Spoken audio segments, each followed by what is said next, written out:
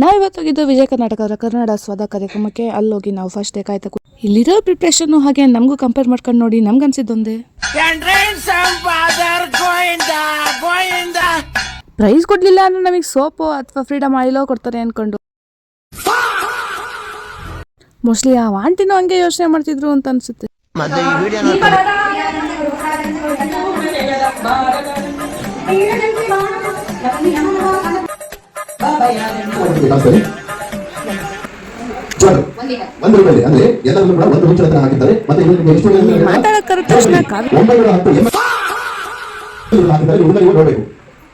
ನಮಗೂ ಮುಂಚೆ ಸ್ಕ್ರಬ್ಬರ್ ಕೊಟ್ಟು ಕೂಸ್ಬಿಟ್ರು, ನಮ್ಗಿದೆ ಪ್ರೈಸ್ ಅಂತ ಅನ್ಕೊಂಡ್ರಿ.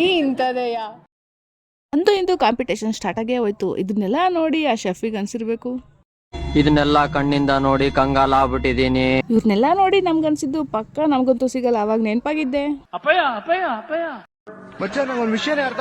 ಟಾಪ್ 10 ಅಂತ ನನ್ಗೂ ಪ್ರೈಸ್ ಕೊಟ್ಟೆ.